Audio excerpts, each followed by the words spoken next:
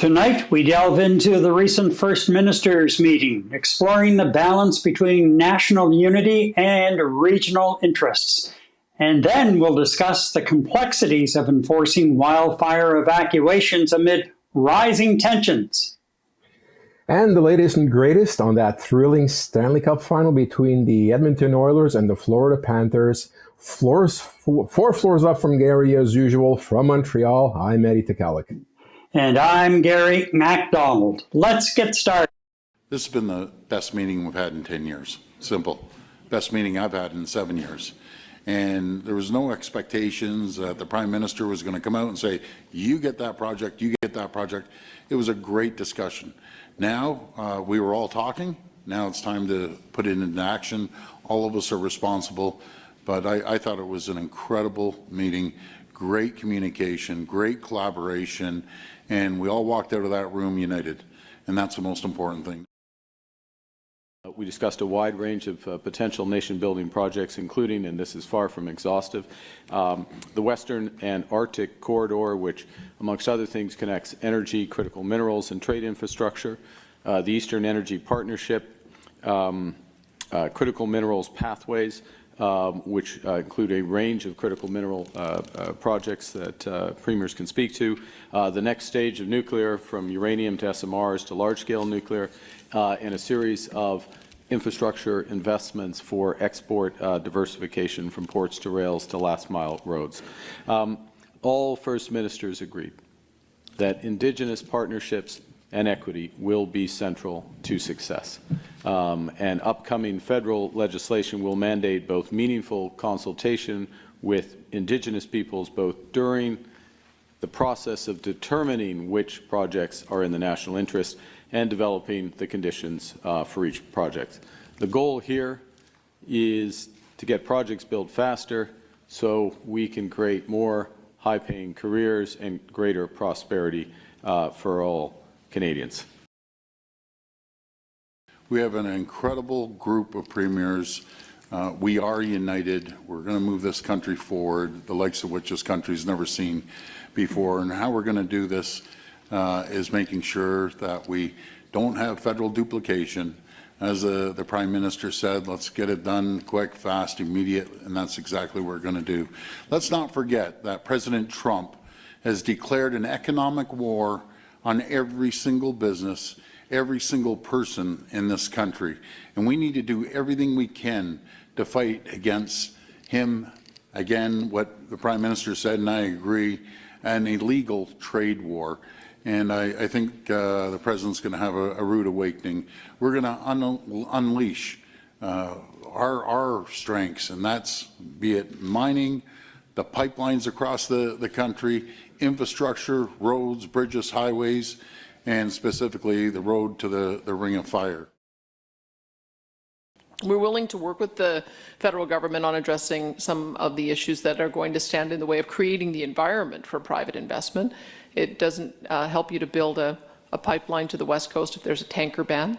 It becomes difficult to expand your natural gas market if you've got net zero power regs that are requiring it to be phased out by 2035. And you can't expand production if you have an emissions cap. So those are future conversations to be had about how we create that environment. But I think what I heard was that the Prime Minister wants to work on a dual track to be able to find some compromises on all of those, and I'm encouraged by that. So quickly tarnished by BC Premier David Eby the day after, who said he doesn't support lifting the ban on oil tankers off his province's northern coast, nor would he back a new pipeline through the northern part of the province. Now, he was speaking from Japan, where he is on a 10-day trade mission. He was represented at the First Ministers meeting by Deputy Premier Nikki Sharma. So, there we have it. Unity one day, and then a tinge of, maybe not, a little bit of water thrown on the parade there, Eddie. What do you think?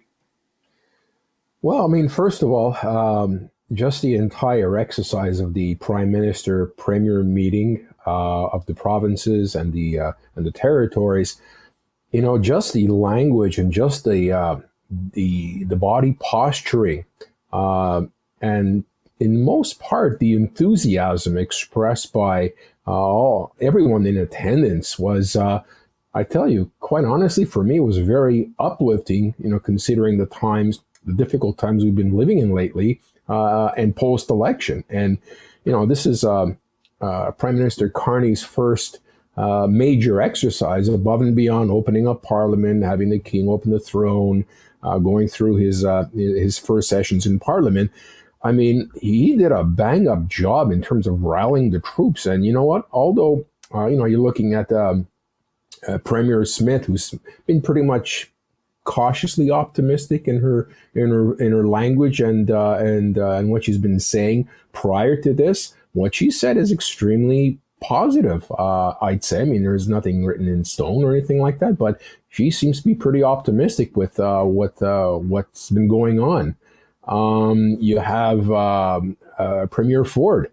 I mean, talk about being upbeat. I mean, he's as conservative as they come, but talk about being upbeat and really doing what needs to be done above and beyond provincial requirements to get it done for Canada. And he was very, very clear on that.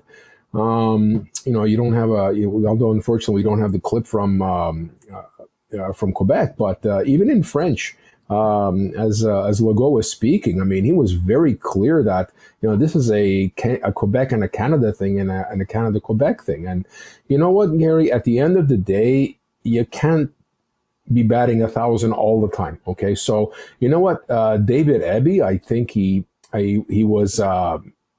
Basically, I don't think he said, hell no, don't bother me anymore. I think what he's done is he's left the door open for more discussion and dialogue because, look, his position in British Columbia is extremely important because that's the gateway to the Pacific in terms of getting oil and gas exports out there. And you know what? British Columbia is as pristine as you can possibly get in terms of an environment in the country, or let alone in most parts of the world. So I think he has to be protective of it.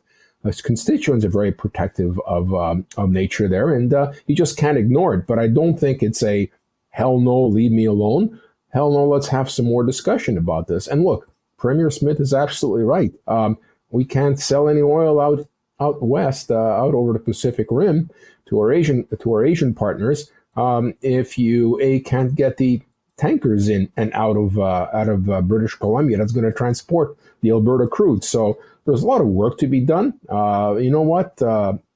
Call it 12 out of 13. Let's call it 12 and a half out of 13 premiers are on board with this. And the other half is they have to continue working with David Eby. And I know the other premiers and leaders have their own concerns in their back pockets, which will eventually come out. But you know what? All in all, it was very, very encouraging to see, Gary. I've never seen that type of cooperation post-meeting in more than a decade, beyond that. So it was really great to see. We do have an audience question for this segment. Do you believe the First Minister's United Front will lead to tangible progress, or are underlying regional tensions too significant to overcome? I don't think they're too significant to overcome. When we heard, one of the major stumbling blocks or perceived stumbling blocks has been Premier Danielle Smith. And she came out of that meeting very, very low key and, very encouraged by what she heard and the discussion that took place behind closed doors. And for them to come out like that from a meeting, you don't usually see it that often. There's always some kind of issue that spills over into the open, and usually at the meeting or the official communique at the end of the meeting kind of thing. It was when you watch that entire news conference on Monday following the meeting, it was there was a whole different tone. You could feel it, you could see it in the room. And with Prime Minister Carney and his direct business-like approach, which is really, from a political standpoint, what we really need in this country is a more business-like approach to all of the politics at all levels, from municipal right on through. But there certainly was a different sense. Now, we're going to touch upon this too briefly, because this is something that's, it broke after we started putting the show together, and that's the 50% tariff now on Canadian steel and aluminum, and the fact that Prime Minister Carney was very, very careful in how he worded his responses to that whole situation.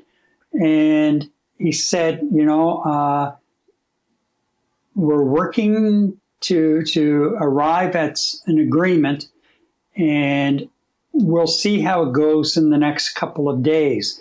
And then we'll have a look at what sort of retaliation we will take if nothing comes out of this agreement. Today, in particular, it became very well known that both Carney and the U.S. president have been talking directly over the last few days and working on some kind of a new trade agreement, which, as a former international trade minister in the, I believe it was Trudeau government very early on, said today that when you have two leaders talking on a regular basis back and forth, that means a lot of the background work and the T's have been crossed and I's dotted on both sides. And it's strong enough that they're bringing it together to those two to finalize it and then come out with the announcement. Now, you have, as somebody said, well, you have two businessmen negotiating this deal. And I think it was a former NDP MP who was on Power Play tonight. Mm-hmm. And he said, well, we have one successful business person on the Canadian side. On the other side, the guy who went bankrupt 7 times. At least he's honest. Well, exactly. That's just it. Exactly. So I don't know. Like, there's Tony Clement, who was a minister in the Harper government, brought up a point today too, and he said, we're not getting any information because they're saying they're not going to negotiate this deal in the media, in public. I get that. There's going to be give and take. But as he said, our sovereignty is at stake here as well, because we both know that the Oval Office, even during the first term that he was in the Oval Office, the U.S. president was pushing on things like our supply management programs, which is a real sore spot here in Quebec. If anything is, if those programs are touched in any way. And they were saved through the negotiations of the revised free trade deal with the U.S. and Mexico. But who knows what's going on now, and who knows what else as far as are we going to be perhaps forced to commit to buying some kind of U.S. military equipment as well. All sorts of things are coming into play. And yes, we deserve answers on that. And I think Canadians deserve some kind of input on it before it is signed, sealed, and delivered, because we already gone down this road once with this guy. Right. And it wasn't worth the paper it was written on. His signature and his word mean nothing.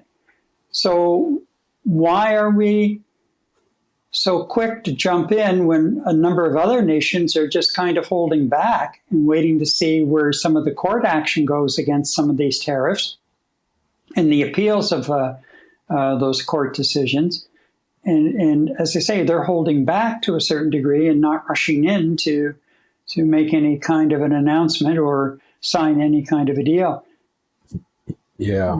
I think I know where the Prime Minister is coming from. He wants to get his agenda rolling, and this part of it is a real pothole in that road to get the agenda rolling, or at least what he sees as his agenda. But I think that we have to tread very, very, very carefully as to what we end up giving away or agreeing to massage and open a door. Because once you do with this guy, we've got 3 years and 7 months, 3 years and almost 6 months left where he can wreak havoc, because he'll just ignore the terms of the deal, the same as he's ignoring the Constitution and laws of the United States. Exactly. So how do you trust him? Well, it's almost to a point where you kind of say, do you fight fire with fire? And we kind of agree with the United States that we're going to be doing A, B, and C, and then back out of it because we don't feel like it. I mean, an eye for an eye, a tooth for a tooth. I know that's not the Canadian way. Okay. So what I'm hoping is happening is, Carney is having that discussion with the American government. I think first and foremost, one of the killer tariffs that we're experiencing in Canada, the biggest of the tariffs is, of course, steel and aluminum. It's the backbone of our Rust Belt in Ontario, if you want to call it, then aluminum in Quebec, right? So, if he's looking to get some sort of concessions or some kind of agreement struck, and I don't like using the word deal because that's a Trump thing, some sort of an agreement whereby we can move forward for at least the next year, and we'll see how that goes moving forward. That's one way of approaching it. But foremost, in parallel, and I would be surprised if this was not discussed with the premiers during the last meeting with Prime Minister Carney, is in parallel, you find alternate solutions to doing business with the United States of America. So you pursue both. Number one, get that huge monkey off our back, which is those 50% tariffs. Get some concessions to that from the United States. Get a timeline on that in terms of when the next time is that we're going to be having discussions on the rest of the tariffs. And in parallel, strike deals with Asia and strike deals with Europe or any other country that wants to do fair, honest business with our country.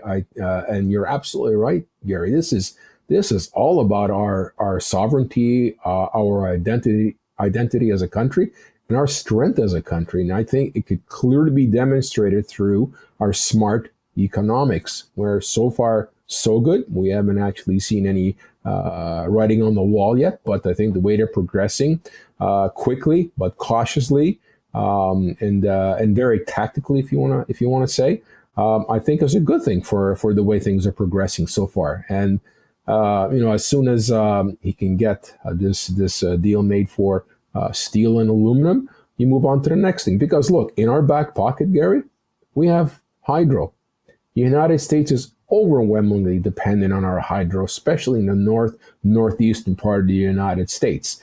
That's a back pocket trump card. And, Mr. Trump likes to talk about having cards in your pocket, right? That is a big card in our pocket. And you know what? I'm sure Mr. Ford is chomping at the bit and turning the switch off if they really piss him off. He's being very, very clear with Prime Minister Carney that we want to be able to levy aggressive sanctions against the United States as well. And I think the Canadian Labour Congress was also very adamant about an eye for an eye, a tooth for a tooth, and be very aggressive with it. So, you know what? Stay tuned, Gary. I think it's going to turn out good, where we'll be able to pacify the American government, at least get a semi-deal going while we aggressively pursue alternative business partners. And you know what? You mentioned military. Man, you and I have been talking about the F-35s and the Saab Gripen like there's no tomorrow. You know what? I really hope that Prime Minister Carney does not use that as a bargaining chip.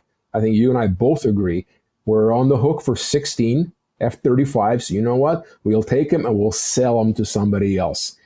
Go with something that works for us and where we don't have a dependency on the American military. So, you know what? The United States has, I think, Premier Ford is right.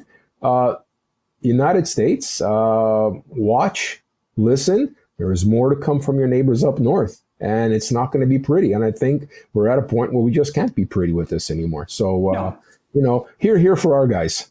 Yep. And I totally agree with what you said about the way that Ontario Premier Doug Ford framed that comment.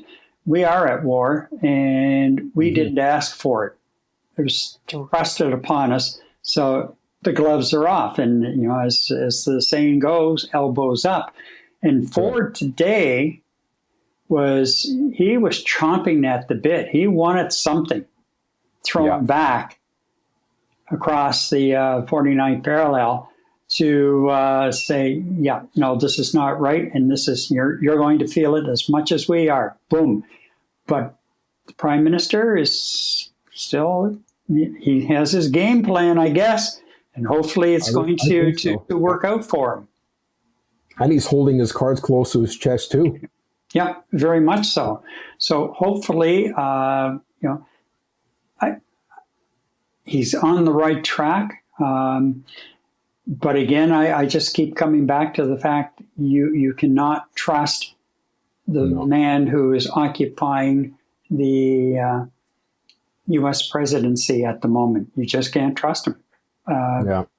His word and his, as I say, signature mean absolutely nothing. Now, coming back to Monday's meeting and the premiers, there were a few more agreements or memorandums of agreement signed between some of the provinces, again, working on alleviating those interprovincial trade barriers. So there has been more happening in the last 3 months in that area than what we have witnessed in the last 10 years. Easy. Yeah. So that's, to me, is a significant point of progress. And we just have to keep it going. And of course, the federal government, the Prime Minister has said he is moving to ensure that all federal interprovincial regulations are removed by Canada Day, which is not that far away now. So he has to roll that through Parliament. So I sense there is a much more cooperative spirit among the premiers and the federal government than what we have witnessed even before the Trudeau years, where for the last decade it was not very good at all. I think you have to go back to the Harper era. I was about to say, even going back to the Harper years, there was a lot of tension and a lot of pushback and pushing around, if you will, between the premiers and the federal government at that point. So this is a whole new era that we have witnessed just with this one meeting. And again, the meeting was held in Saskatchewan, and that's the first time that I think they've hosted First Minister's meeting. Mm-hmm. So he's getting out, he's showing the West that they're a part of the country and an important part of the country, and he's getting out around in that respect. He's trying to send messages in different ways here. And there's one message that you and I watched a clip that I'm going to play in a few minutes. Was it yesterday? And we talked about it as to, was he sending a message across the floor and across the country? And we'll pick up on that after we play that clip. But I'm encouraged by what I'm hearing and seeing. And the way that the Alberta Premier, Premier Smith, worded her response to that question, and that she's encouraged by what she sees so far, that's a huge step forward from what we were hearing just even like 2 months ago. Big step, absolutely big step. And again, I'm not going to take anything away from Premier Legault in Quebec as well. Yes. As a distinct culture. Even he, we said this before. How pissed off do you have to make a Quebecer for them to start waving Canadian flags? And you know what, Gary? Honestly, I don't think it's stopped. I think the flags are still being waved here, and Premier Legault, Mr. Legault, was very articulate in terms of this is a Quebec Canada thing. We're in this together, and it was so nice to hear him say that. You don't hear that very often from the leaders of Quebec, but you know what? Good on him for actually being on board with this whole thing. So you know what? Let's say 12 and a half out of 13 ministers, the 12 and a half, the half being our BC premier. I think that's a pretty good batting average, if you ask me. Oh, no question. And you're right. Premier Legault has, I won't say softened. He is open now to talking about a pipeline, not necessarily an oil pipeline that would go and bring the Western crude through to the largest refinery in Canada, in New Brunswick. But he is open to at least like a natural gas pipeline that would end, I believe it's in the Sept-Îles area, yeah, and where they would load ships and send it on its way to Europe. And that's Europe is a huge market right now for natural gas. And of course, they have the natural gas facility in St. John as well, where they've been bringing natural gas in for, I don't know, 15, 20 years now, and shipping it out through. A lot of that's gone right through to the Northeast U.S. They also can offload oil if the need be there, although there's a huge tanker area that takes the largest tankers in the world for the refinery. But that's all oil coming from offshore, primarily Saudi Arabia. And we all know where that money's going. Yeah. And it could be staying here in Canada. So, you know, and the LNG facility can be very quickly, I think, converted to shipping out as well. So, and it's owned now by Irving Oil sold its interest. So Repsol, Spanish-based energy company, owns it lock, stock, and barrel now. It's been that way for a few years. So, you know, and so they have to be looking at this and thinking, you know, there's some real opportunities for us because, you know, they're in Spain and they're throughout Europe. That's their basic, you know, that's their home base, really. So they have to be looking at these kinds of things too. So there's all sorts of very positives that are there in front of us. And if, you know, it's going to take some time to even get some of this construction underway and get things completed. But man, oh man, we are on the cusp of things. And, you know, the Prime Minister's talking about one approval at the federal level going through and no longer than 2 years. Well, you heard Premier Ford in one clip talking about the Ring of Fire. And that's an area in northwestern Ontario. They were talking about, and it's resource rich. And I believe a lot of it's on First Nations land as well. But they've been talking about developing that. They were talking about that 27 years ago when I was living in Kelowna. And nothing never, or I'm not Kelowna, 10 years ago, 15 years ago, when I started going to northwestern Ontario to work at visit with our stations up there.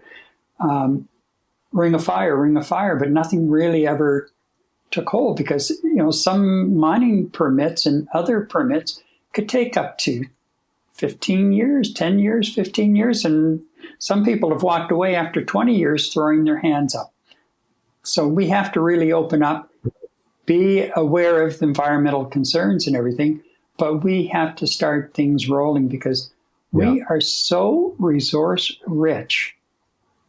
You know, like I'm convinced that we could be in the top 3 power broker countries in the world. And I think rather quickly. Yeah, we just need to get things going. Well, you know what? All premiers and the Prime Minister, we spoke about Mr. Legault, he clearly sees the gravity of the situation as it is today, how it's unfolding in front of us every 24 hours.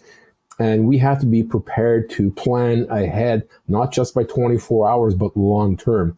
And every premier, led by the Prime Minister of Canada, sees the gravity of the situation in terms of what that administration in the United States is doing to the global economy. So, you know what? The ball is rolling very quickly. I think it's going to continue rolling very quickly. Everybody across the country understands what the gravity of the situation is, from our leaders to our key businessmen, the leaders of our businesses, and the CEOs of companies in Canada understand what the gravity of this is, and are definitely bestowing their support to the leadership of our country and our provinces. So you know what? Let's just hope that the ball continues rolling, and we continue not to take the foot off the gas pedal and understand how serious the situation is. There's no time for second guessing or fooling around here. Mm-hmm. Okay, before moving on, I just wanted to bring everyone up to date on the Prime Minister and the Liberals emerged from a potential non-confidence motion last night as the Commons was set to vote on the throne speech. Now, the NDP were out of the gate early saying that they would vote against it. The speech failed to meet the party's expectations for Canadians. The threat fizzled when the call for the vote came. No one requested a recorded vote. So under the House rules, that is taken as the motion to accept the throne speech was deemed approved. Yeah. Parliamentary rules, right? Yeah. Anyway, so quiet meant acceptance, I guess, right? Right. They dodged a bullet on that one. So that's the throne speech out of the way. Now, Carney is also sticking to his commitment of a fall budget, and during Tuesday's question period, stood his ground. And he stood his ground after Monday night. The Conservatives were successful in getting a motion passed in the House of Commons, calling for the Liberal government to table a budget right away. Anyhow, the next day, Tuesday, in question period, things started to roll along, and actually, I have to say, it was somewhat entertaining, and we'll talk about it after. Let's just watch it first. Canadians deserve real fiscal management, not excuses or fact-free talking points. And here's some of the facts. Liberal consultant spending is expected to rise 35% to $26 billion, breaking their promise to cut down on consultants. Fact. Wow. Liberals promised $20 billion in elbows up U.S. tariffs, but later dropped them with no regard to affected Canadian workers or fiscal impacts. Fact. The majority of this chamber voted last night for a spring budget. Fact. On what date would the Liberals face the facts and table a budget for their $500 billion in new spending? Mr. Speaker, the First Minister's agreed on a plan to build this great country. Stand up to Donald Trump. Fact. Mr. Speaker, the Government of Canada is imposing tariffs that cause maximum impact on the United States, minimum impact on Canada. Fact. On over $60 billion of U.S. exports to Canada. Fact. Raised over $1.7 billion already. Fact, fact, fact. Mr. Speaker, I realize he's new here, but all those things would be in a budget if you table one. Mr. Speaker, this year alone, this government is going to spend a staggering $26 billion on high-priced, liberal-friendly consultants, an eye-watering $1,400 for every Canadian family. They'll present no budget, no departmental plans, and zero transparency. They won't even stand in this House and tell Canadians what the deficit will be this year. Will the Liberals come clean? Table a spring budget as this House has demanded. I will speak softly. Unlike the member opposite, I know the difference between a main estimate and a budget. Here, here. And unlike the Unlike the members opposite, we know how to grow this economy without spending money. And that's why we're proposing. That's why we're proposing a bill to build one Canadian economy out of 13. And all the provinces and Quebec agree. Hear, hear.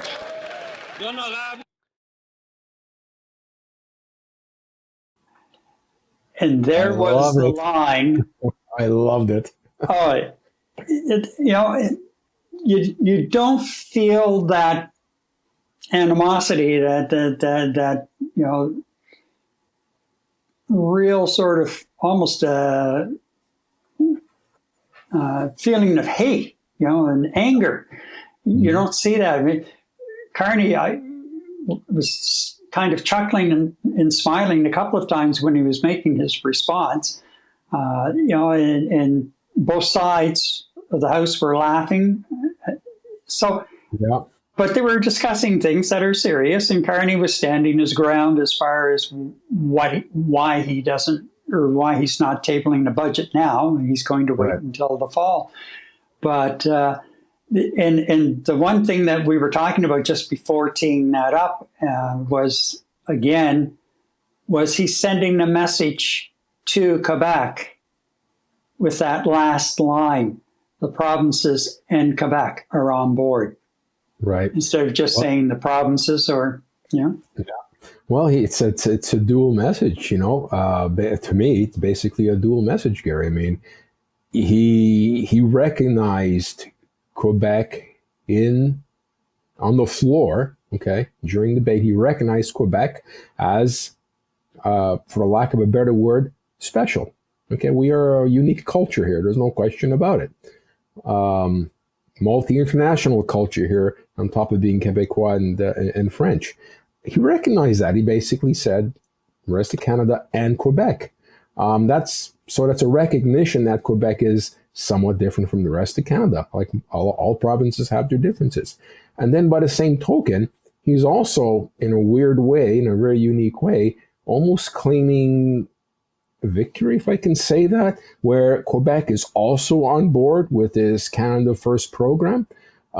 So subtly, with one statement, he sent two clear, subtle messages that Quebec is part of Canada. We need Quebec. We're including Quebec, and we're also recognizing you as a unique society.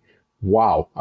I don't think that's a speechwriter thing. I think this just came right from brain to mouth because of the fact he's being questioned right on the floor. Right, so he had to respond, and respond eloquently. He did, Gary. I don't think you can disagree with that. Do you see any other messages in there I didn't pick out?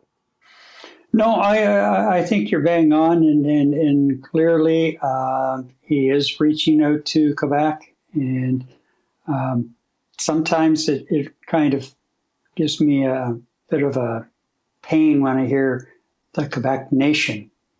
Yeah. And I get it to a degree. Nobody said that. but we're in this together.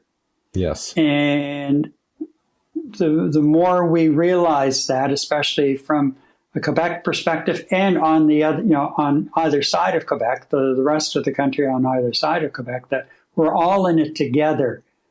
We're Canadians first, and then Quebecers or Maritimers or prairie people second. Right. That's what we need to do to bring the country together, even more so. But if nothing else, one of the greatest gifts coming out of the U.S. election was the way that the current president jumped in with both feet, and man, I don't think he realized he was going to stir up the hornet's nest that he did. In what he did in launching at us and hammering away at the whole thing about becoming the 51st state and everything. Like, man, oh man. In some respects, to the current occupant of the Oval Office, thank you for that. because you did more to bring this country together than what we've been able to do with all kinds of cultural events and everything else over the years. You did it. Yeah. So anyway, but I thought that was certainly Carney for a new politician, top, into the top office. The last couple of times I've watched Question Period, he's handling himself well, and that was just classic. And yes, it was. Today, when I was putting things together for the show, I was sitting here watching that and chuckling again. I laughed every time I've played it. I've laughed, just chuckled, because just the way he handled it. And there's a little smile he got on his face at one point, and then he starts fat. I just call me strange, but I just found it quite entertaining, actually. Well, you know what? There's some substance to it. Well, there's a few words I think both you and I can share. Entertaining for sure. I got a sense of strength coming out of him because he was able to very clearly pick on the question, take the question, assimilate it, and come up with a response that's, I'm sure, going to be played on newsreels for quite some time. But it was a very, very informative response. And I just want to key in on something you said right at the beginning before we started this particular segment, where we just did not see the animosity in the House of Commons that you and I have been witnessing for the last 8 years, I'd say. There was no viciousness. This was very similar to two hockey players on two opposing teams punching each other in the face and then shaking hands and hugging each other after it was over. It was very civil, poignant, solid questions placed by the opposition. Very well spoken questions by the opposition, which, by the way, does not have their incumbent leader in place there. So that might have a lot to do with the fact that, there's I think you mentioned I didn't realize it yesterday until you mentioned it. We don't have Trudeau there. We don't have Poilievre there, and we don't have Singh there. So we have a bunch of experienced, hardened politicians doing what they're supposed to be doing, is debating properly with respect during question periods in the House of Commons, the way it should be done and the way it's always been done, except for the last 10 years. It just became a big crap show. And I felt proud to be a Canadian watching that. I really, really felt proud, both with the way the opposition handled himself and, by the way, Prime Minister Carney handled himself. Right. Now, just before we move on, a couple of comments. Elizabeth commented earlier. Let's just bring those up. Oh, and I'll get that out of the way. Just 1 second. There we go. Okay, so. What did you say? I'm so excited. Bet on the Oilers winning. Yeah, I made $45. Way to go. And when you were referring to, I don't know. I said Mr. Trump. It's not often I say that. By no means at all, Elizabeth. I didn't mean it out of respect. It just came out. I'm sorry. Okay. So up next, balancing public safety and personal autonomy. First, though, a brief word about a Montreal-based company. Web Hosting Canada, or WHC, a Canadian solution for all of your web-based data needs, including web hosting and domain offerings. With WHC, your data is hosted on servers here in Canada under Canadian privacy laws. And if you want to check them out, there's an affiliate link in the description below so you can see all that WHC offers. And thanks for supporting Canadian business. And I will say that I have had my business with them for 4 years now, and great service overall and no issues to speak of. So they're handling domain and the email that I have set up. So anyhow, check them out. The affiliate link is in the description below. All right. So let's move along because, time is moving along, Eddie. Wow. Yeah, it is. I told you. Yeah, you did. You warned me. So the wildfire season is off to a devastating start with fires burning from northern Ontario to British Columbia. Manitoba and Saskatchewan have been particularly hard hit, with thousands forced to flee from the advancing wall of flames. Now, not everyone is heeding the call to evacuate, though. A northern Manitoba First Nations community saw a number of residents refusing to evacuate, some of them with young children. Now, it's a growing problem, whether it's wildfires or flooding or other natural disasters.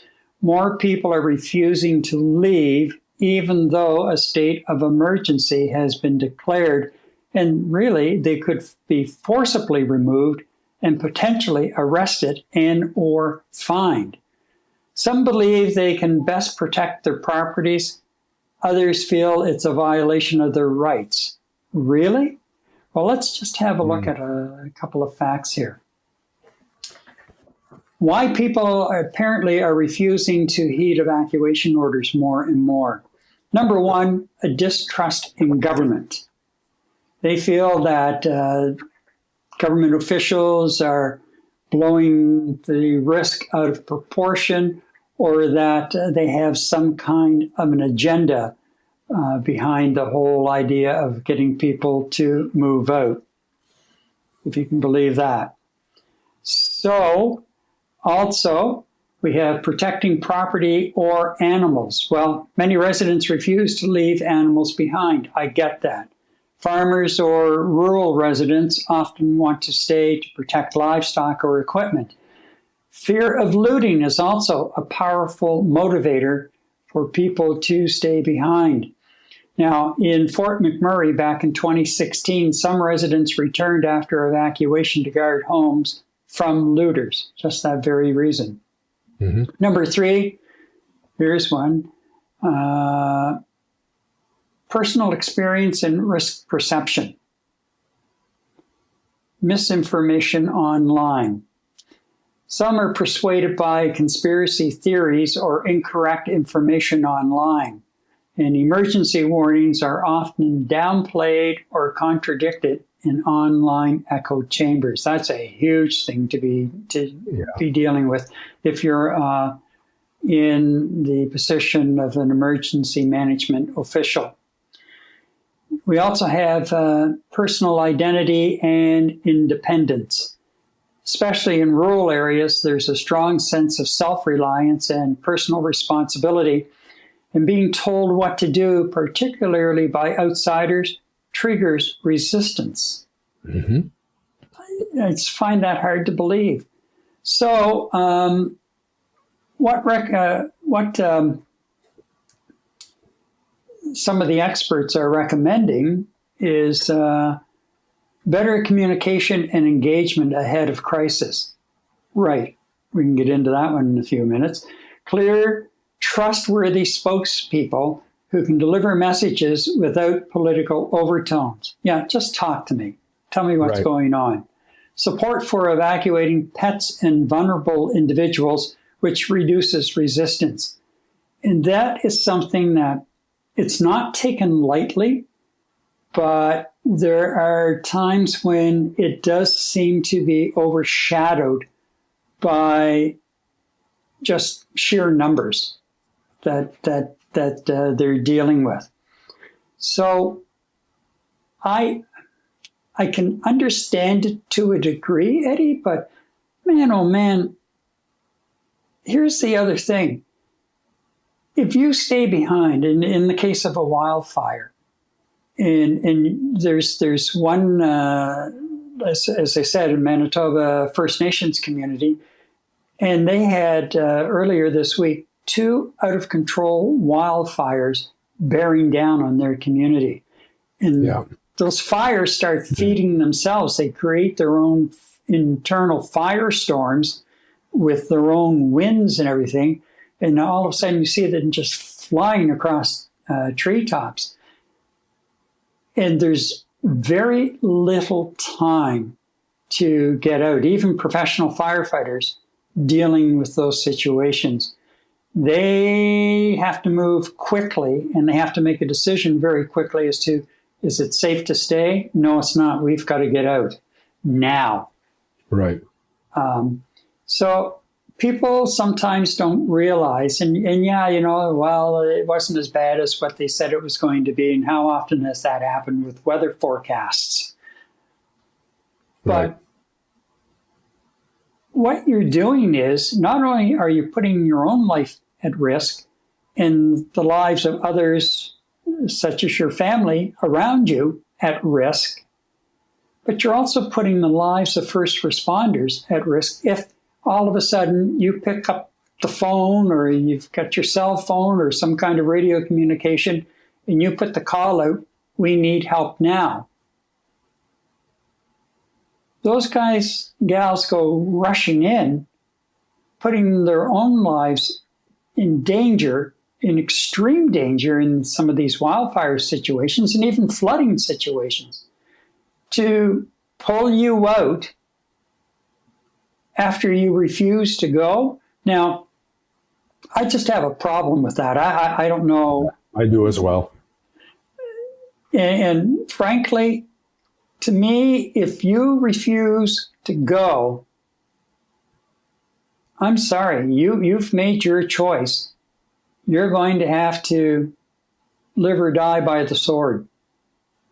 It's as simple as that. Like, I know it sounds cold and cruel, but when you think about what has happened in the past and how quickly that a firefighter's family could lose their loved one trying to rescue some bozo who decided, "Oh, I can stick this one out." Now, what a lot of people don't realize is when a state of emergency is declared, whether it's municipal, and in particular here provincial and or national, there is legislation behind that. And it allows authorities to direct the evacuation of people and animals. Non-compliance in Alberta, for example, with an evacuation order can result in fines or arrest. In British Columbia, again, the same sort of thing. And offenders can face fines of up to $10,000 or jail time of up to 1 year. Ontario permits police or designated personnel to remove individuals forcibly and to arrest those who obstruct or fail to comply with emergency orders. And the Federal Emergency Act, which is rarely invoked, grants the federal government extraordinary powers, including the ability to compel actions and enforce orders. Civil liberties are still practiced, or protected, I should say, by the Charter of Rights and Freedoms, but enforcement powers can include detainment or arrest where necessary for public safety. The bottom line is, yes, authorities do have the legal right to arrest or forcibly remove individuals who defy evacuation orders during a declared emergency. These measures are seen as necessary to protect lives and prevent interference with emergency response efforts. And that's the other side of it, too. That's right. If you're in around that area and you're refusing to go, or you're like a rubbernecker and you're in trying to see what's going on, you could be hindering the flow of ambulances, pumper trucks, tanker trucks, whatever those crews who are fighting that fire or dealing with the flood require to get their jobs done. You could be hampering it. I agree with you, Gary. There absolutely has to be consequences for individuals that absolutely refuse to leave their home. There is zero sensible reason why a person would stay in their homes, assuming or making the incorrect judgment call that this will pass over us, it's not going to affect me. Well, you know what? How often have we heard stories where it does impact an individual, and unfortunately this individual who refuses to leave takes down a few more people with him because of their stubbornness, because, yes, the rescuers are out there. They are civil servants. They're being paid to do a job. All of these individuals, most, if not all these individuals, go above and beyond a paycheck. They will go out there and risk their lives to go out and rescue you, even though you had 2 or 3 opportunities to not put yourself in that situation. Gary, very, very simply put, right? If there is a 3-story building and for some reason there is a crack in the foundation and somebody declares the building uninhabitable because it's too dangerous, how many individuals do you know of or think would actually stay in the building that has the potential of falling over at any moment? More often than not, these people will abandon ship. They'll leave their homes. Why do you have individuals out in the country or out in the bush that don't realize there is an impending disaster coming? It's time to go. You know what? From the 5 points you put up there in terms of theft, vandalism, and looting, you know what? Take your most prized possessions with you. I mean, more often than not, individuals have vehicles. Put your money, put your pictures, put your jewelry, put whatever you need to in your vehicle that you figure is worth money and leave. A kitchen table can be replaced. A refrigerator can be replaced. The contents in your contents in your refrigerator could be replaced. But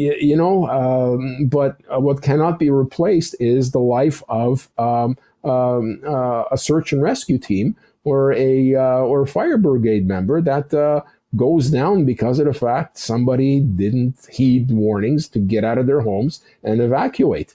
There is no substitute. You know what, Gary? Human life is a loss no matter what, even if you're stupid or you're an emergency worker. Either way, it's a tragic loss. But what I hate hearing is when stupidity prevails and life is lost. I cannot stand that. So I'm in 100% agreement, Gary. Those laws that you stipulated that are provincial, I would tack on, make it a federal crime where, you know what, if you do not listen to a law official, especially when a state of emergency is declared, I'm sorry, it's jail time. Call me aggressive in this particular thing, but you know what, the police officer is going to do their job. They're going to get you out of there. Nobody dies, including the person that decided that they don't want to leave their property. It's just not right. Just not right. No, it's not. And I can tell you from working with the emergency management of people that these decisions are not taken lightly, because there are a whole lot of things at play here, whether it's, where do we house these people? How quickly can we house them? How do we get them from point A to point B? The impact on the economy. If you declare the state of emergency, but you get things cleared up very quickly, there's still an impact on the economy. So there's a host of things. And, you go back to the days of the pandemic and the misinformation that was being spread around on social media. It just made no sense. And people were just eating that stuff up, like just believing every crazy idea that came along. And the conspiracy theories and everything on social media, especially during the pandemic, I think has played into more and more of what we're seeing now when you have people who are refusing to evacuate with the threat of a wildfire bearing down on them, or a flooding situation, or we're getting you out to be on the safe side, and it may not come to pass, but right now it looks like it could come to pass. So we're getting you out of harm's way now, while it's much easier to do it, because just turn on your newscast, your national newscast, and watch some of the video of people leaving some of these northern communities in Manitoba and Saskatchewan in particular in the last few days, and the flames are at the edge of the road. And I'm not just talking about like a little grass fire burning at the edge of the road. These are huge flames that are probably starting to melt the paint off the sides of their vehicles. Like they're that close. So these decisions are not taken lightly. And the other side of it is they err on the side of caution. They'd rather be, sorry that it didn't safe happen, and that you were inconvenienced, but at least you were safe. And had it come to pass that the fire rolled in, or the flooding, the river overflowed, and we had severe flooding, then you were safe, and you weren't scrambling at the last minute. And there's something else that, as Canadians, over the last, even just in the last 5 years, the intensity of the wildfires, the intensity of flooding at all times of the year, including in the middle of winter, has increased significantly. And Canadians, there has been a push by emergency management officials at the federal and provincial levels, and to a degree at the municipal levels as well, to be prepared for 72 hours. Have a kit that can last you for 72 hours of water, medication, and different things. But now you should be prepared. Like, we have a grab-and-go bag. Mm-hmm. And it contains all of our important papers and documentation and some other things. And that bag is ready to go at the drop of a hat. Boom, we're gone. And everything else after that, okay, it's all insurable. If I have time and I can grab my MacBook on the way by, I will, but that's not a necessity. My primary concern is to get my wife and the little one, the dog, out the door to safety, the petite pisser, out the door to safety. So we have to start taking some, once again, as individuals, I don't know why we've, just kind of pushed everything over, government will look after it. No, you know what? Sometimes you have to look after it yourself. You have to be prepared. And as I say, working with the emergency management officials and being involved in some training scenarios and everything, these decisions are not taken lightly at all. So it's best to listen up and do what you're told. Grab your family, your cat, your dog, cats, dogs, whatever, and your important documents, and get the hell out the door and go to wherever they're telling you to go. Because they always seem to manage to find places to set up. Look at Gander, Newfoundland back at 9/11. Yeah, Look at exactly. how quickly all of a sudden they had 300 planes, something like that, land? Yeah, very quickly. It can be done. And again, those people, they had no control over their destiny at that stage. So just grab it and go. And if you feel your rights are being violated, well, at least you're going to live another day to bitch about it. Right. So go ahead and bitch. Well, it's interesting too, though. I mean, you're looking at a lot of these rural areas, up north that are getting hit by these wildfires. And you brought up a couple of points. Number one, not trusting the government, and two, the crap that you hear on social media. Well, you know what? More often than not, in these northern communities and smaller towns, everyone knows each other. Okay, so if the local chief or the local sheriff or the local government official comes by and says, "Hey, listen, Joe, you got to get out of here. The fire is going to overrun this town. If you don't leave, you're going to die." Well, I would imagine there would be a certain level of trust with the people that you probably bump into every second day when they say, "Get out of Dodge, get out of Dodge." So I still don't understand, how people don't trust, what? I don't trust the government. But Gary, you know what? If you came running upstairs, running up to 4 floors and basically say, Eddie, we got to get out of here. The building's going to collapse. Well, you know what I'm going to do is, Gary, lead the way. I'll follow you out because I know you. I mean, I just don't get that. And that's the first thing that came to my mind in some of these indigenous communities up there. I mean, they're very small. I mean, you're talking 1,000 people tops, 500 people tops in the village. Everyone knows each other. So if the chief comes blasting his sirens and basically saying we need to evacuate, well, you know what? If it came from the government, fine. But this is your friend and your neighbor that's saying get out of town, otherwise you're going to die. I'd probably trust him regardless of what I thought about the government. I don't know. I guess I just don't get it, Gary, is what I'm trying to say. Yeah, no, and neither do I. But yeah, don't be a dunce. Just do it. Yeah.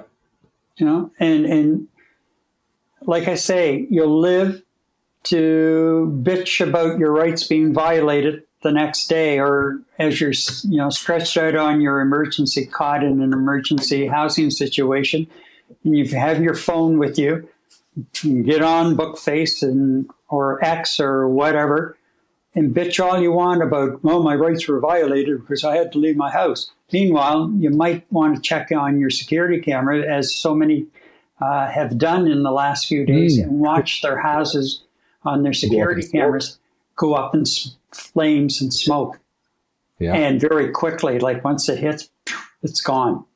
You would not have enough time at that stage to get yourself to even think about getting yourself to any kind of safety at all. So, like I say, bitch away. It'll fall on my deaf ears, but you can bet you if you'll feel better. So anyway, I'll let it go at that for now. And where am I here? Oh, yeah. Okay. So coming up, of course, we have Eddie's playoff pulse. But before we do that, we just hope that you are enjoying our stream. And if you would like to show your support, you know what? Why not buy us a coffee? You can do that. Simply scan the QR code over here on the screen, or you can click the link in the description below. And Eddie and I will enjoy the coffee, and thank you for the coffee and your support. Absolutely. Well, Eddie, the time has come. Yes, it has. Yes, no more screwing around. It is time. This is serious stuff now. Ta-da! It's Eddie's Stanley Cup Pulse. Take it away, Eddie. It is serious stuff now, Gary. And, we were 8, and then we were 4, and then there were 2. Last week, the Florida Panthers, they beat the Carolina Hurricanes in the division final, in the conference final, to advance to the Stanley Cup. And our very own Canadian, the last standing Canadian team in the NHL, the Edmonton Oilers beat the Dallas Stars 4-1 to advance to the Stanley Cup Final. And yes, absolutely, these are the same two teams that fought it out to Game 7 last year, at which the Florida Panthers beat the Edmonton Oilers last year in Game 7. So it's a series rematch, and it's one that a lot of hockey fans were hoping would happen and are looking forward to. And both teams absolutely well-deserved in getting into the Stanley Cup. Now the Stanley Cup, right? We are now in the final round of the NHL playoffs. And this is to win the most prestigious trophy in all of professional sports. And it's the most bruising, punishing, and toughest of championships to win in professional sports. And you know what? And when it's over, Gary, we're all going to hear of stories of players playing through the horrendous injuries that they've suffered, winner on the winning side or on the losing side. Just to give you an example, a key member of the Florida Panthers last year, Matthew Tkachuk. I mean, this guy's as tough as they come. He's a third-generation Tkachuk player that's playing in the NHL. His father was Walter Tkachuk. His grandfather was Walter Tkachuk. His father was Keith Tkachuk, menacing player for the St. Louis Blues. And, of course, he has a brother, Matt Tkachuk, playing in Ottawa. Just to give you an idea of how much it cost, Brady Tkachuk played in Ottawa, how much Matt Tkachuk sustained in terms of an injury last year, he actually played with a cracked sternum. This is the bone in front of your chest. He was playing with a cracked sternum, much so after winning the Stanley Cup in the dressing room. His brother had to get into the dressing room and help him undress and get his equipment off, just to give you an idea of how brutally tough this championship is to win. And you know what, Gary? Great time of the year for Canadians. I'm not saying Canadiens de Montréal. I'm saying Canadians from Canada, especially when one of our old teams are actually in the finals. And you know what? It seems like Canadians and all of Canada from coast to coast has jumped on the Oiler bandwagon. I mean, I read stories today from bars out in the East Coast that typically root for either the Canadians or the Maple Leafs. People are filling up the bars wearing Oilers jerseys. I'm seeing stuff from all over the world on social media. People in places where they don't even know hockey exists wearing Oiler jerseys and posting them. And this is coast to coast. And you know what? I think there's a greater sense of nationalism that's associated with this year's playoffs, considering the fact we have one Canadian team left. And I think a lot of this has to do, thanks to the person who shall go unnamed Mister down in the United States and his annexation rhetoric. Everybody is just gung-ho about Canada, regardless if it's politics or it's sports related. We're all on board with the Edmonton Oilers. And it's all about bringing the cup home back to Canada. As I mentioned last week, in Montreal, the Champlain Bridge, which is the most heavily traveled bridge in North America, home of the Montreal Canadiens, we don't want to hear about Western Canadian hockey teams, actually had a sign in beautiful color, the sign that basically tells the drivers what the status of the traffic is on the bridge, in beautiful Oiler colors, cheering the Edmonton Oilers on. Now, how often can you actually see this from the province of Quebec, which goes to say a lot of Quebecers are very much Canadian, are feeling Canadian these days for good reason or bad, which is fantastic to see. Prediction-wise, Gary, oh boy, oh boy, oh boy. I think this one's going to go down to 7 games again. I think so, too. And at the end of the day, I think it's going to come down to goaltending. You know what? We're always talking about Connor McDavid and Leon Draisaitl leading the way for the Edmonton Oilers. And I mean, let's look at the Panthers. They are a solid two-way hockey team, very, very aggressive, and they're all over you in a matter of seconds. I think it's going to come down to a goaltender duel between Sergei Bobrovsky of the Panthers and Stuart Skinner, who's an Edmonton homeboy, and he's really playing solid hockey. And I think whoever wins that battle of the goaltenders is going to be hoisting the Stanley Cup with the rest of his teammates. Both teams right now, Gary, as far as I can tell, are extremely evenly matched when you're looking at goal-scoring prowess. If you're balancing offense and defense with goaltending, different styles of play, I think they're very, very evenly matched if you look at the statistics for the first 3 rounds. Now, for Edmonton, Draisaitl and McDavid have to continue at their present pace in terms of their contributions to the games, and also Stuart Skinner has to continue standing on his head because he's been absolutely outstanding. Now, if I go back to my initial formula when the playoffs started so many weeks ago, I always say the team with the most Canadians is going to hoist the Stanley Cup, regardless of what city they're coming from or what city they're playing for. So, just to recap, the Edmonton Oilers, 65% of their rosters are Canadian boys. The Florida Panthers, only 32% of their players are Canadian boys. So right now, I'm going to put my money down the Edmonton Oilers just on that pure fact. And look, Edmonton played their first game last night. I don't know if you watched, Gary, but watching or listening to the national anthem being sung at the arena it gave me goosebumps and shivers up and down my spine. They sung the American anthem. Everyone was very polite. There was no booze, which is fantastic from a sports perspective. You heard the singer start off with the first verse of O Canada, put his microphone away. 18,000 people singing O Canada at the top of their lungs. I had goosebumps. And you know what? Hearing that national anthem, I would be very surprised if even the ardent Maple MAGA or any separatists in our country did not get goosebumps and feel a sense of Canadian pride listening to that. So, puck drop, right? The Edmonton Oilers, just a little bit after the first period, scored the first goal, and the place just went absolutely nuts. The game went back and forth. I thought the competition was pretty much even both ways. But unfortunately, going into the third period, Edmonton was down 3-2. So in the third period, at the 6-minute mark, the Edmonton Oilers tied the game. And guess what, Gary? It went into overtime. And Leon Draisaitl, who did not score in last year's championship run in the Stanley Cup Final in the last round, he scored the opening goal. And guess what? With 30 seconds left to go in the overtime period, Draisaitl scores the overtime winner. And it was a real good game.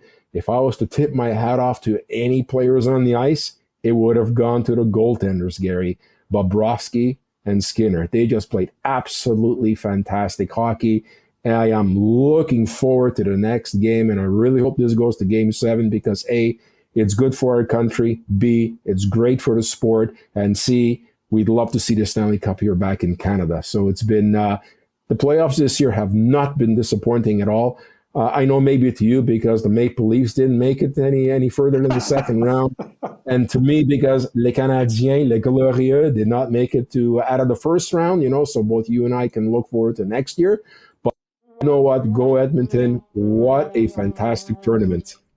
What a fantastic tournament, Gary. And for any of our listeners, I would really encourage you to tune into the Stanley Cup playoffs because, like I said, it is the toughest trophy and championship to win in professional sports anywhere in the world. And as you said, Eddie, it's one more slice of the national unity and pride in our country that has developed since the beginning of the year in particular, where, it's become a very deep sense of pride and unity. And really, yes, it's the Oilers versus the Panthers, but it's really kind of, I guess, when you look at it, Canada versus the U.S. in some respects. It's how some people would be looking at it.